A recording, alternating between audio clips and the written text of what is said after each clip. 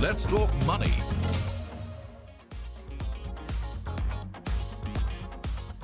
Hello and welcome. You're with us on Let's Talk Money. I'm your host, Surabhi Upadhyay. This is an important episode because it deals with regulation. Market regulator SEBI has come out with a draft proposal that seeks to alter the rules that govern mutual funds. Now, this is a proposal which includes changes in regulations for thematic funds, sectoral funds, value, as well as contra funds, just to name a few. SEBI is also considering allowing asset management companies to launch a second scheme in the same fund category if the first fund or the first scheme has become too big to manage. So we'll talk about all of this and what these changes could mean for us investors with Feroze Azeez of Anand Rathi Private Wealth. And since Feroze is here with us, we can't let him go without making him give us some fund ideas. So today, Feroze on the show is going to talk about some underperforming funds which could be turning the corner very, very soon. So stay tuned for that. Feroze, great to have you back in the studios. Thank you so much for joining in. Likewise, Surabhi, it's always a pleasure to be with you. So I know the hotter topic is these funds which are underperforming and which ones could start turning around. But before we talk about that, the whole cyclical nature of mutual fund performance, let's spend a couple of minutes because we really want to understand this new SEBI circular. I read through it, fairly exhaustive. It's talking about a lot of changes, categories, what can the portfolio hold, not hold. What are your first thoughts? My first thoughts are that SEBI has started going deeper and deeper and more and more logical with its decision making.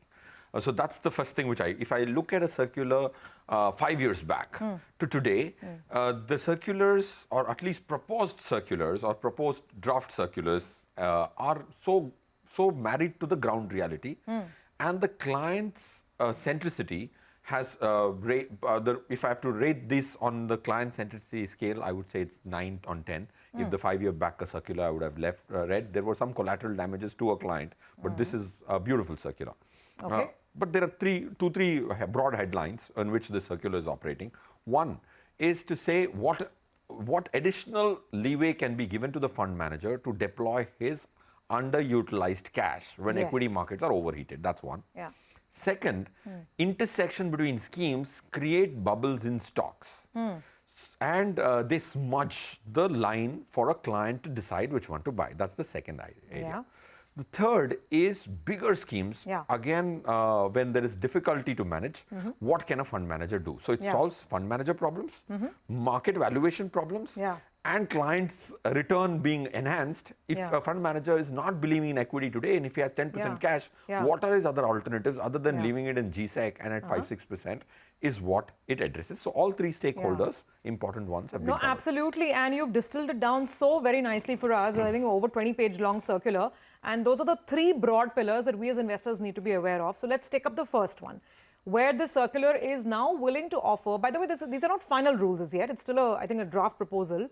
But SEBI is now proposing that, let's say if you have a large cap fund or if you have a mid cap fund, and there are certain set limits that for a large cap fund, at least 80% must be in large cap stocks.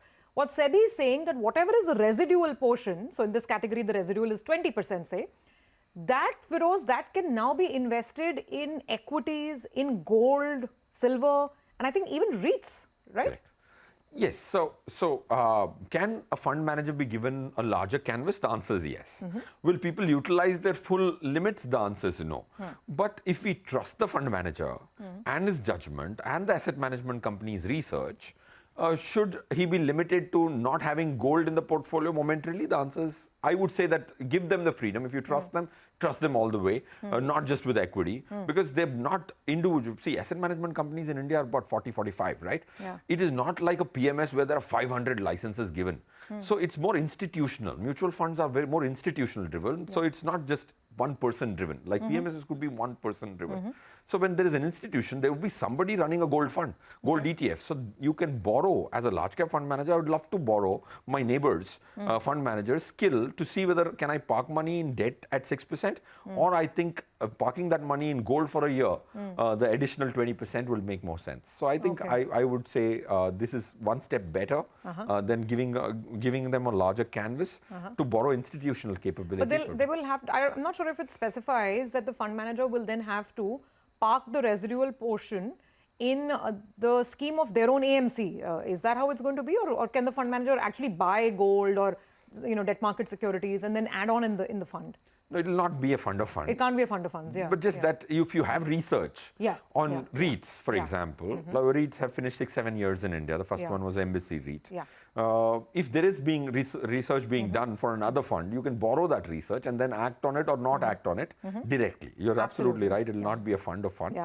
But I will have research on the same floor. So you can add that to the portfolio if you feel that that particular main asset class doesn't it's not necessarily giving the best returns in that period or that point in time. Let's talk about the second aspect, and Feroze, this is a really important one, right? This stems from the flurry of NFOs that we had. Sectoral funds, thematic funds, defense funds, whatever is in flavor, you'll see NFOs coming out on it. So now SEBI is saying that portfolios should not be overlapping each other. Explain to us what is being implied and why it's important. Surabhi, sector and thematic funds can be any number. See, large cap fund was curtailed, mid cap fund one. All the categories had one. There is one which is sectorial and thematic. There is no limit on the number of themes you can have, right? You can create any theme for that matter. But if you are creating themes just to have NFOs, not all AMCs do that, but you are sometimes tempted from a marketing and a sales standpoint to create capital market theme, and then financial infrastructure. Financials. If you say financial infrastructure, then you have all these scams and the Carveys and whichever are the listed, KFINs, NSDL, CDSL. These are all finance infrastructure. That's a theme. Capital market is a theme.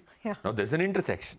So if you are going to confuse the client, at least make sure that there is lesser intersection. So because then everything which SEBI did in 2018 to regularize and reduce confusion, for which we have all seen the benefit, how the industry grew when you don't confuse a person. Like there's a study which says in a store, somebody was selling shoes, right? His art was, he says he sold, when he left two pairs, before he brought the third, people would buy nothing. He would always take back one pair to bring the third one back. So he, at any point in time, a customer was never given more than two choices. The sale doubled. So that's what SEBI did to the mutual fund industry, and we don't thank SEBI enough. That's what it did in 2018. If I had 5 large cap funds, I'm selling less. If there's one SBI has one large cap fund, his sale went up. Because there's lesser confusion. Lesser confusion means more action. Absolutely, absolutely. So that is one thing that overlaps between these portfolios, whether it's a sectoral funds, thematic funds, or even value funds and contra funds. They should not have more than 50% overlap. That's what SEBI is proposing. The third important proposal that's come forth is allowing big funds to shut down and open up a secondary scheme. And I think this, for large AMCs and their flagship funds, this could go a long way, right? Because they've been complaining that the total AUM is so large that it's not easy, it's not agile anymore to manage the fund. Absolutely.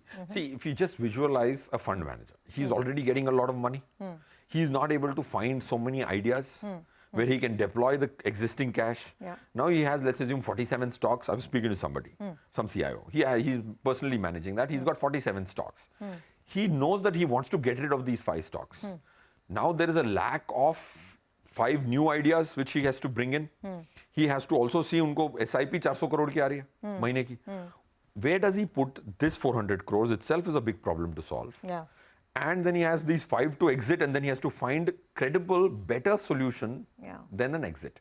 So it becomes very difficult. So its fund managers' lives have become very difficult to deliver performance. And the sales team of the asset management company is asking performance. Of course. And this is why it's a fund manager's biggest nightmare to manage a large fund with influx, more money, so much money coming on a recurring basis. So I think that's the beauty, that you can launch a new fund. And my biggest fear of launching a new fund was then again people launch new funds and again it will become cluttered. But what SEBI has done very, very sharply is saying that it will borrow the same expense ratio from the first fund. If you're launching a second fund, you have to close the first fund, right? And the fund manager should be different. So all these protect any clutter and confusion which will build up if SEBI wouldn't have done this, or in the consultation paper, 10 years later again we would be solving what we solved in 2017-18. Which is confusion, clutter, too many overlapping kind of funds. So it seems that all the proposals are getting at least Feroze's thumbs up, and it seems the MF industry perhaps will see it as a positive as well. Final point on this SEBI consultation paper, and what caught my eye, Feroze, was that they are talking about innovation in certain product categories.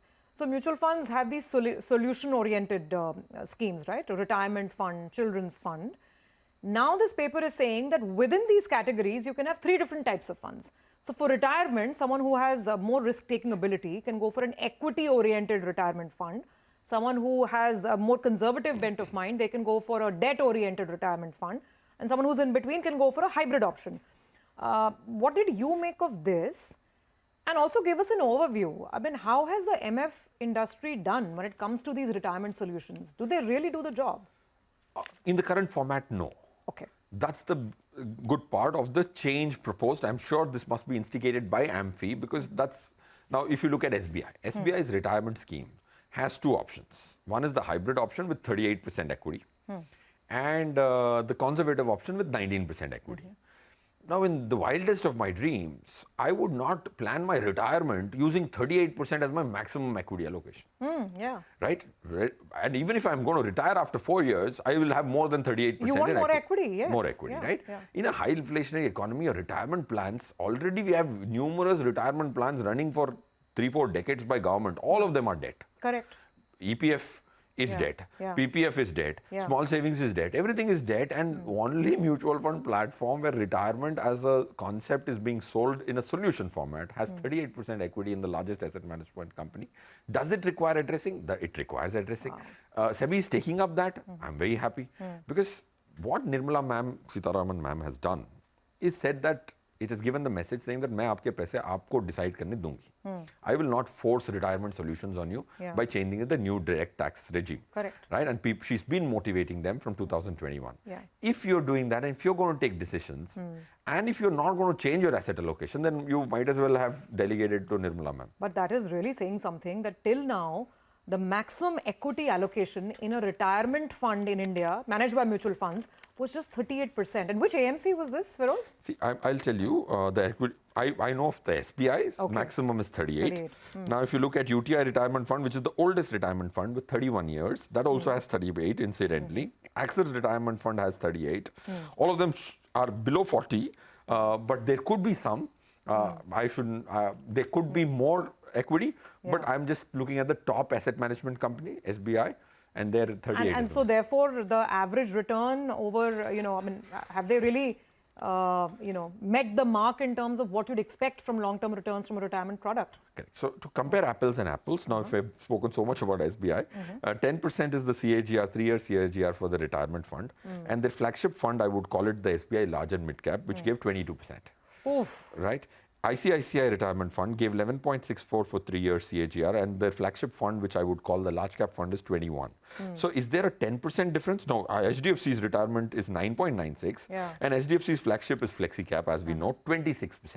Wow. Now, if you look at this kind of difference, then when you're calling it retirement and then their own flagship, I'm not comparing HDFC with SBI. Else. There is a 10-15% CAGR difference. And now you extrapolate this for 20 years. The guy will have to cut down his lifestyle by 1/10 to 1/10. But now we understand, because if the equity portion is capped at 38-40%, then long-term returns, how will you get the benefit of compounding? And hopefully SEBI is addressing that by now offering more flexibility in retirement products where you can have a much higher equity component as well. Okay, on that note, we do have to take a very quick break, but on the other side, we get Feroze to talk mutual funds, specific funds for you to watch out for. This time around, we'll discuss some underperformers and whether there is a turn in performance around the corner.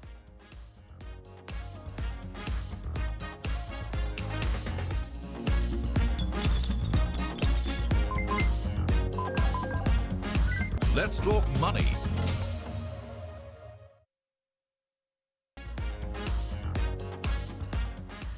Welcome back. You're with us on Let's Talk Money, and this week Feroze is decoding the latest MF draft regulations for us, which we just did. And now we're going to talk about the cyclicality of mutual fund performance, which makes Feroze believe that some funds which have been underperforming in the last couple of years, they might be at the cusp of a turnaround. I'd love to ask the fund names directly, Feroze, but no, before that, let's do some theory. Has it been proven that mutual fund performance will always be cyclical?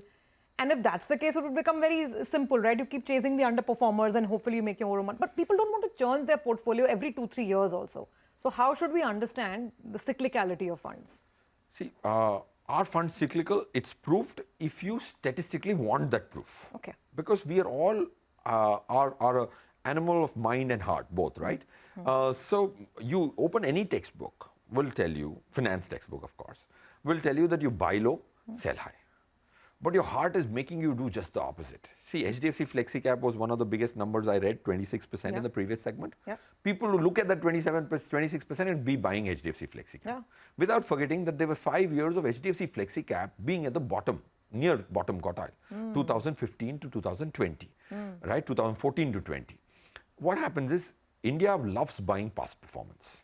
Okay, and I was speaking to Quant, Sandeep Tandon, about a year and a half back. He says, "Yaar, last 15 days if my performance is good, I get more money in the next week." So that's how past performance is being dictating our behavior. So what, using your show, which is of course a very popular show, I'm submitting to each viewer that whenever you get tempted to buy something looking at past performance, be it a stock or a mutual fund, take a break and reflect on it a little more.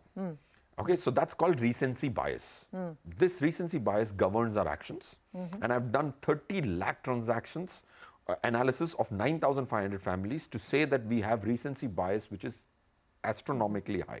So now coming to, are funds cyclical? The answer is yes. If funds were not cyclical and everyone was buying past performance, why would we have 600 funds? Would all the money not gravitate towards the top 5 in 40 years? That's true. That's right? true. It would be very simple. Just Simple, keep right? buying the past performers, but it's not that simple. So there is cyclicality, is why there are 600 funds and money is distributed everywhere. Now, how do you prove that? Of course, there can be 2 tables which we can discuss to show that. Now, let's look at 1 year, like 2024. If there are best performing funds, best quartile, the top 25%, only 30% of them remain as top quartile for the subsequent year. They slip. 70% of them go away. Year. And 30% remain. Yeah. If 70 remained and 30% went away, then we won't be doing this segment of the show at all. But 70 are going away into bottom performance. And vice versa is also true. If you look at the worst 25%, 70% of them don't remain the worst and they come into... They start improving. They improve. And in fact, they improve so much so that 1/3 of them actually move to the best category from the worst category. So past performance is We should actually put up that graphic also if we have. I mean, if you just take an illustration, and I think Feroze put up some data. For instance, if you look at in the large cap category, the Mirai fund, the Mirai large cap, it used to be an underperformer over the last 2-3 years. But suddenly, there we have it. Look at this. The Mirai asset, this is the large cap fund of Mirai. It was ranked 30 in 2023. And in 2025, now it's at rank 2. And the converse is also true. The HSBC fund, which was doing much better in 2023, rank 14, has slipped to rank 33. So just an illustration to tell us that performance is cyclical. Okay, now point taken. Now, how do we apply this in our fund selection or fundraising process? So what we do is we try and first also give immense importance to bottom quartile funds. See, all of them don't turn around. Very few turn around. Okay, you have to try and see what behavior does a fund show before the turnaround. If you can catch those behaviors, then you will be able to bet on the turnaround. One big turnaround we bet. In fact, one of the shows in Smart Money about a few years back, we had bet on HDFC Flexi Cap in 2021, and that turned around beautifully. Okay. What trade did it show? It shows some traits. What is the trait it shows is, when you look at the stocks in the portfolio, those portfolio stocks have come into a super normal value zone. Now, if you look at the quant large cap, let me give you an example. Quant large cap was one of the worst. It was actually the 34th worst fund out of 34 in the large cap category last financial year. It has only 18 to 20 stocks. He had zero exposure to banks, HDFCs and the ICICIs of the world. So the underperformance came not because the fund manager went wrong everywhere, but it came wrong because you didn't do banks, and banks did well in the last 1 year. So point is, what do? You look at the bottom quartile, look at great fund managers and bottom quartile. If I get a Vasan's fund which is in bottom quartile, that's a great lottery. If there is Prashant Jain's fund in the bottom quartile, I would say they will turn around. So look at the proven stars, fund manager stars. And if their funds are underperforming, then that's one reason why Feroze will definitely give those underperforming funds a very close look. Got that? So Feroze, now let's come to brass tacks. which are the recent underperforming funds where you have your eye and you think a turn in performance might happen? I would, like I gave quant large cap. I've been speaking about this turnaround. Now it has come to, in this last 3-4 months, it has already progressed, but I would say quant large cap and large cap funds, unlike the usual perception, are the most cyclical. A top quartile going to bottom and bottom coming to top is more prevalent in large caps than in mid caps and small caps. So point is, one is large cap, quant large cap. The second one is Motilal Oswal mid cap fund. It dropped from 1 number in FY24 to 31 in FY25. Prateek, who's the CIO now for the last few years, he has a very, very clear philosophy of bottom-up stock picking. And I personally think he has a reasonably corrected, underperformed portfolio, which he currently possesses. And that, if you look at it stock-wise also, you will get a better target NAV. DSP equity opportunities, these are the 3 turnarounds which I can, with a reasonable probability, 2 of them out of the 3 at least should turn around big time. And recap for us the traits that make you think. So you said, a great fund manager with an underperforming fund, chances of a turnaround. What are the other traits? Other traits are a little more technical. When you have an underperforming fund with higher churn ratio, that's a great sign that you're not sticking on to your mistakes. The bad stocks that are not working or the underperforming stocks, you're turning to change things around. Fund managers have this big problem of sometimes getting very egoistic about their calls. I have bought it, it will work. Yes. If you're churning, that means you're being humble about it. You're saying that, I went wrong. It's okay, I'm human. And then you're making changes. Bad performers, high churn ratio. Good performers, high churn ratio will always, good performers, high churn ratios will sustain the performance. Bad performers, high churn ratio will have a larger turnaround. All right, very, very interesting insights, Feroze, and it gives us a lot of food for thought in terms of how we're looking at, a lot of us would have these underperforming funds in our portfolio. So before you take that call, think about some of these points, discuss it with your advisor, and then decide what you want to do. Thank you very much, Feroze, as insightful as always. Great to have you in the studios again. It's an honor. All right. With that, we come to an end of this week's edition of Let's Talk Money. Remember to keep sending us your queries, your comments, tell us what else you want us to discuss, and we'll see you on the show next week.